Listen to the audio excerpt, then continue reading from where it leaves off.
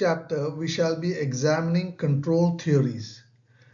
The three theories that we shall be examining are Walter Reckless's containment theory, Travis Hirschi's social bond theory, and Gottfredson and Hirschi's general theory of crime.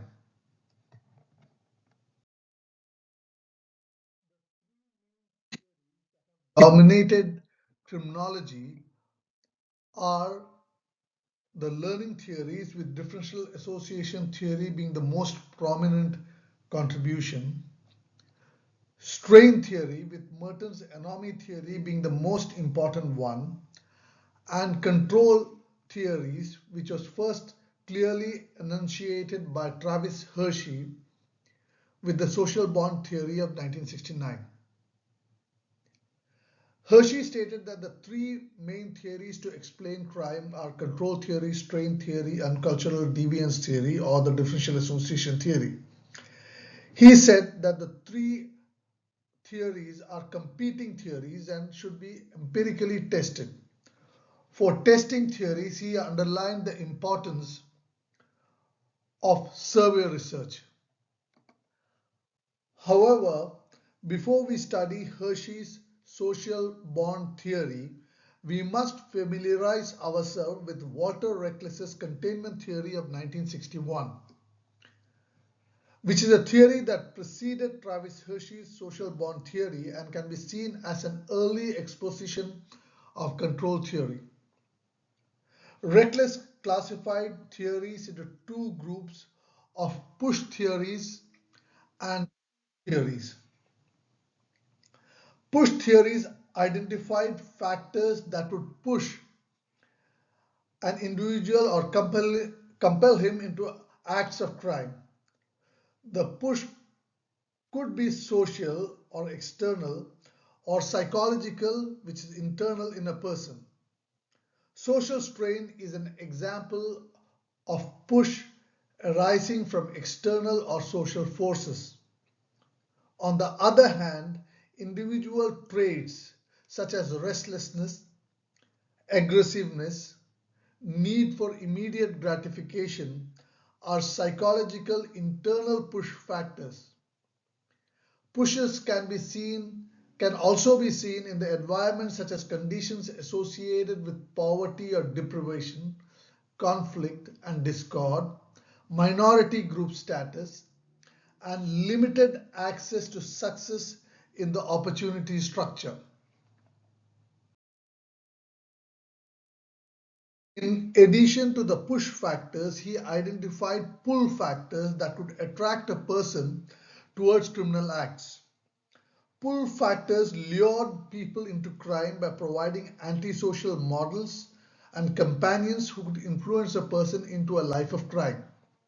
The pulls in the environment may be in the form of distractions, temptations, interactions with people with delinquent and criminal background, and involvement in the delinquent subculture.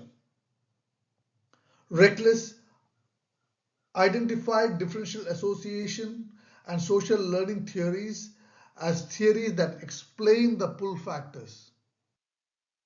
Reckless recognized that each individual had a unique life and faced different push and pull factors. Some had greater push factors than pull factors, or vice versa. In addition, in some cases, the push and pull factors were minimal or non-existent. That not everyone was motivated to break the law. However, being a researcher who was influenced by the social disorganization theory of Chicago School, he was intrigued as to why there are individuals living in bad neighborhoods who were law-abiding and led a good life.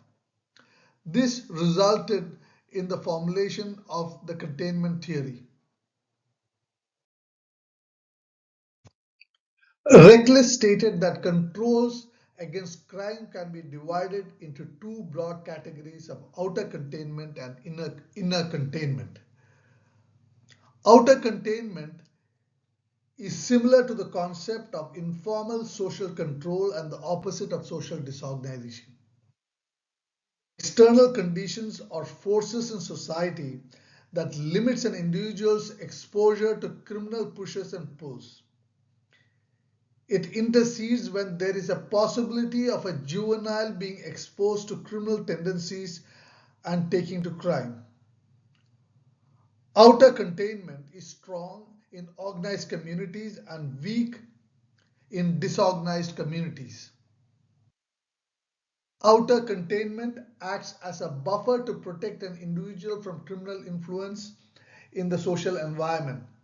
It takes the form of presentation of a consistent moral front to the person, reinforcement of norms, goals and expectations, effective supervision and disciplining, and providing venues for non-delinquent activities such as sports and extracurricular activities.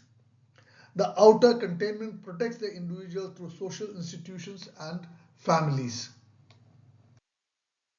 The inner containment, on the other hand, consists of components such as good self-control, good self-concept, strength of ego, tolerance to frustration, resistance to diversion, sense of responsibility, goal orientation, and ability to rationalize the reduce tensions. It is the development of a personal qualities including a strong conscience. The inner and outer containment separately and together acts as barriers for an individual from the push and pull factors. It protects a person from adopting criminal behavior.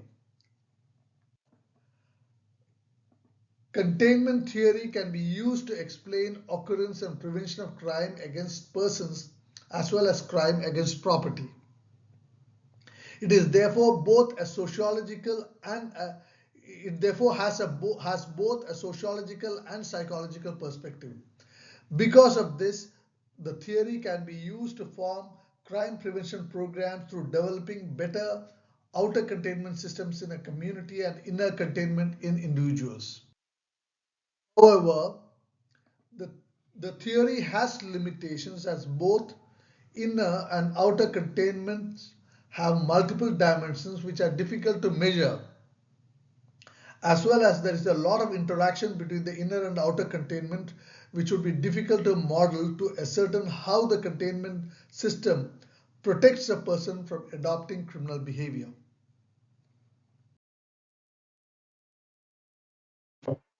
Travis Hirschi's social bond theory is the early comprehensive exposition of control theory. It starts with the premise that people will naturally break the law as crime is an easy way to obtain gratification. Individuals vary in the need for gratification. However, all humans desire to seek pleasure, and crime provides an easy access to pleasure and gratification leading to criminal behavior. This assumption forms the basis of the social bond theory. Control theory therefore approaches the problem of crime from a different perspective and assumption that human beings will naturally commit crime. Instead of asking the question as to why people commit crime, as was done by strain theory and learning theory, control theory asked why do people not commit crimes? Travis Hirschi answers this question by arguing that the control exerted by society on a person and the control exerted by the person on himself through the conscience and instincts prevent commission of crime. Hirschi primarily focused in his studies on the control exerted on a person by society. He posited that when controls exerted by society on an individual and the individual's bond to society is weak, it is likely that he will commit crime. The theory argues that it is the variation in control and not the variation in motivation of the individual that explains why certain people break the law. Focusing only on the individual's bonds with society, Hershey identified four major elements of the social bond, which are attachment, commitment, involvement, and belief. We shall examine these four factors in detail. Travis Hershey's theory can be stated as two propositions. First, delinquency and social bonds are inversely related. Second, the concept of social bond has four elements, which are attachment, commitment, involvement, and belief. We shall be discussing the four elements in the next two slides. Hirschi argued that the essence of internalization of norms and conscience lies in the attachment of individuals to others.